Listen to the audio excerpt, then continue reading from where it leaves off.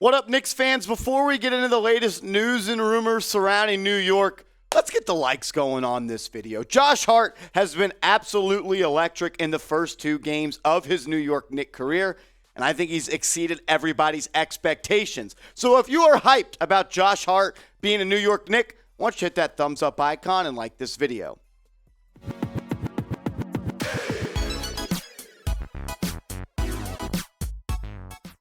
You are watching New York Knicks Now by Chat Sports. I'm your host, Marshall Green. Give me a follow over on Twitter at @MarshallGreen_. I am following everybody back that gives me a follow until I get to 3,000 followers. In today's show, we're going to touch on Jalen Brunson and the epic performance he had last night against the Brooklyn Nets, him being snubbed as an all-star yet again, and why I believe Jalen Brunson is having a top 5 point guard season of anybody in the NBA. But first, we got to start talking about our man, Josh Hart. I am so happy he is a New York Knicks. If you watched my reaction video when the trade went down, if you watched our NBA trade deadline coverage, you knew I was a big fan of this move. And Josh Hart has been a difference maker in his first two games with the New York Knicks. He has done everything he possibly can to make this team better, and he is stuffing the stat sheet in different ways in his first two games with New York. Against the Jazz, he was just the Energizer Bunny. He made winning play after winning play. He had 11 points, 7 rebounds, 4 assists, 4 steals, shot 50% from the field, and made 2 of 3 threes from downtown. Whereas in the Nets game, he played like a superstar. 27 points, 4 rebounds, 2 assists, 1 steal, 71% from the field, and 66% from downtown. The beauty in Josh Hart's game is he can be whatever the team needs him to be. He can score if he needs to. While that's not a strong suit of his game, I wouldn't expect him to continue to average 20 points per game, but he plays basketball the right way. Josh Hart has been everything we could have asked for as Knicks fans and a player that we got at the trade deadline. He just has that swag. He's got that dog mentality. After he made a big three against the Brooklyn Nets last night, he says, "This is our shit. This is our city." And I absolutely love that. He's a dog. We needed him on this team, and he brings everything we needed. Defense, toughness, hustle, heart. That's Josh Hart. And I want everyone to go down in the comment section right now and show this man some love. Because I know there was a lot of people. I went back and looked at the comment section. You guys are upset about the trade. You can right your wrongs right now. If you're happy with Josh Hart on the Knicks, show him some love. Type 3. This will be the pinned comment below the video. So when you get hit with that YouTube ad break right now, go down in the comment section and type 3 for our guy Josh Hart. Let's move on in today's show to Jalen Brunson, who I believe continues to be the best player on this team. And in my opinion, one of the best storylines of the NBA season. This was a guy that played second fiddle to Luka Doncic last year, averaged 16 points per game. He's up to almost 24 points per game with the New York Knicks. Everybody called it an overpay except me and the real ones on the channel. And he had his third 40-point game of the season last night versus the Brooklyn Nets. He is doing stuff that we really haven't seen from a New York point guard in Knicks history. Do not take this for granted. Tommy Beer on Twitter did an amazing job on his Substack, actually, breaking down this performance by Jalen Brunson. He said Brunson put on a masterclass performance last night, tallying 40 points, 15 of 21 from the field, 2 rebounds, 5 assists, 0 turnovers, and 6 3-pointers in 35 minutes. He is the first Knick ever and the 14th player in NBA history to score 40 plus points on over 70% shooting and not commit a single turnover. The only 3 players to accomplish this feat in the last decade are Giannis Antetokounmpo, Jason Tatum, and LeBron James. It was also Brunson's second 40-point game this season on 70% shooting or better. Per Knicks PR, he is the first Knick to have 2 or more such games in a single season since Patrick Ewing in 1990-1991.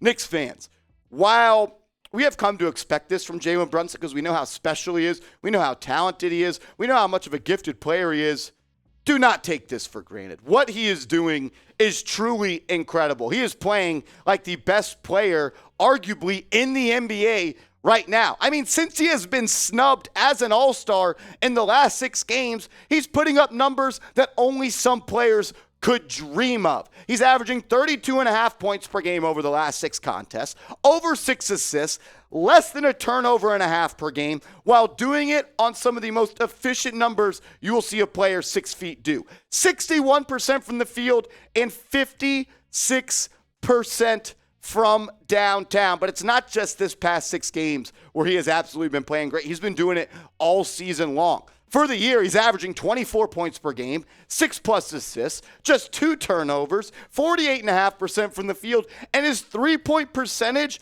is up to 41.7% from downtown. What he's been able to do this season from the New York Knicks, not just as a player, but as a leader and a guy that has just taken over this team's direction. He is the face of the franchise. He's made other players better. He's made Julius Randle be a reliable player. Hats off to Jalen Brunson. I was a fan of the signing, but I never thought it could actually be this good. But I am still upset about the way that Jalen Brunson is not getting the respect that he deserves across the NBA. Ryan Russillo, a guy that I think knows ball, and he does. He knows ball. But he tweeted this out last night. He said, Brunson is really good, but a big part of his success is how he's officiated. And then he tagged a video where Jalen Brunson drew a foul on Dorian Finney-Smith, the classic punk fake, get him in the air, lean into him, and shoot it. And he says, what is Dorian Finney-Smith supposed to do? Run away. But I want to focus on that first sentence. Brunson is a really good player. Yeah, we know that. But a big part of his success is how he's officiated. Well, Ryan Russillo, you should know that Jalen Brunson attempts less than 6 free throws per game.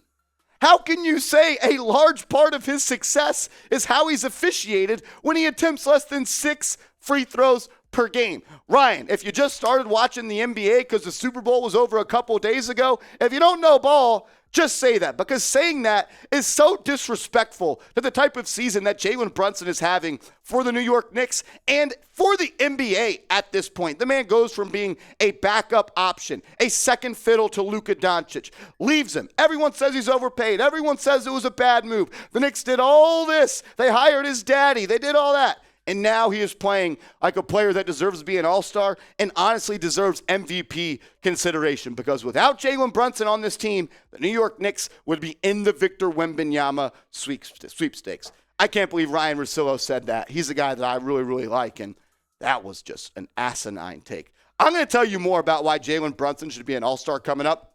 But first, make sure you guys are subscribed to the channel. We put out videos every single day on the latest Knicks news and rumors, and we go live for pretty much every game day. We were live for the Nets game yesterday. We'll be live for the Hawks game tomorrow. F. Trae Young. Let's get it.